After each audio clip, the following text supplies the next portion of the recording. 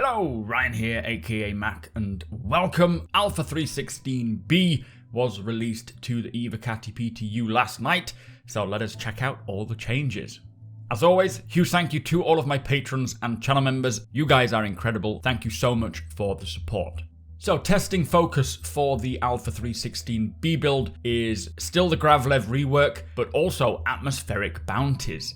So before we learn more about these atmospheric bounties, they have polished the Gravlev rework further, reducing max speed of Gravlev vehicles and tweaking reference gravity down. Plus, they have updated Gravlev to include the intoxication setup. I can't say whether this is a good change or a bad change, as I am yet to try them myself. Now, onto atmospheric bounties. They have included the addition of flying bounties in atmosphere to all Stanton planets, allowing the player to now fly AI bounty targets over planetary locations, and these can be above areas like caves, derelicts, junk sites, outposts, and underground facilities. Now, I love the sound of this. Having atmospheric dogfights will be very cool. I think it's something that's just enjoyable in itself, and will get much better once they include things like controllable flaps and aileronics, but it's nice that they have put them above the locations like caves and derelicts and so on and so forth. And I do wonder if maybe we could loot the bounties after we blow them up. Do NPC ships drop a box of lootable contents like players do?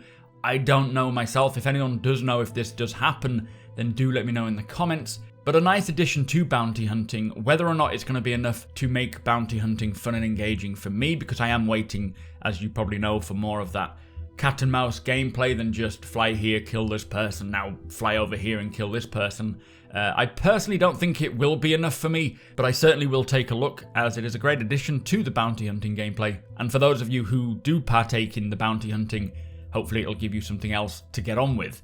Also, they have updated reputations for the infiltrate and defend missions to not punish on player abandon due to spawn times. Now this, I assume, is due to the last NPC not spawning in and it remaining at 1 out of 10 NPCs left. From this, it sounds as though the last NPC will eventually spawn in, but it just takes longer than they would like. Of course, a fix for this to get the NPC spawning in a timely manner would be better, but at least this will stop us taking a reputation hit.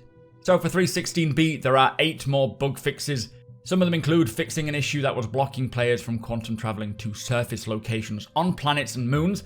Very happy to hear about this, as you couldn't quantum travel to 2 locations planetside simultaneously. You would have to kind of crisscross with an OM and then back to planetside to make your way around. Elevators should no longer appear in the entrance to the tram station from the lobby in New Babbage. I have noticed this, glad it's gone. Players should no longer load back into ship beds inside invisible collision after logging out on planetary surfaces. Exiting Gravlev vehicles should no longer cause the player to fling up into the air. Shame that I didn't get to see that one.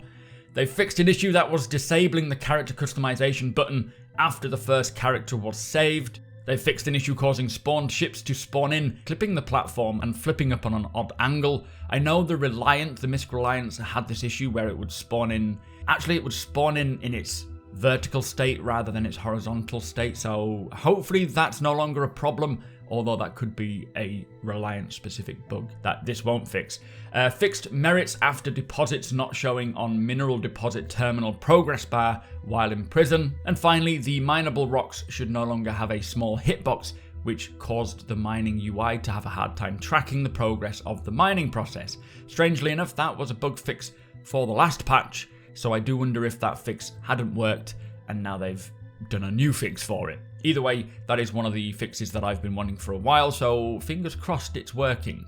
Now, there are still 16 known issues, which hopefully will get resolved before release, as a few of them are pretty painful. I won't read them all out here, but be sure to check out the linked patch notes in the description if you would like to see what these are. There are also 2 client crashes fixed and 3 server crashes fixed.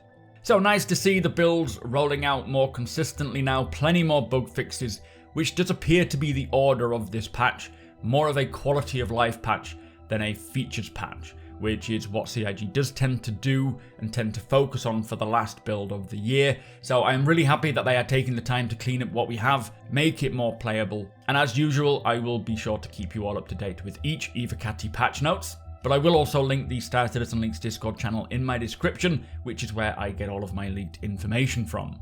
With that said though, if you do enjoy my videos, please do consider subscribing and helping the channel to grow. Also, come and hang out with me over at twitch.tv/supermacbrother, where I will be playing 3.15.1 while chatting about 3.16, I'm sure.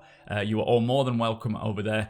Hit the thumbs up if you don't mind, it does the channel a big favour, and tick that notification bell if you would like to be notified when my videos go live. Again, big thank you to my patrons and channel members. Thank you for watching, and I'll see you in the next one.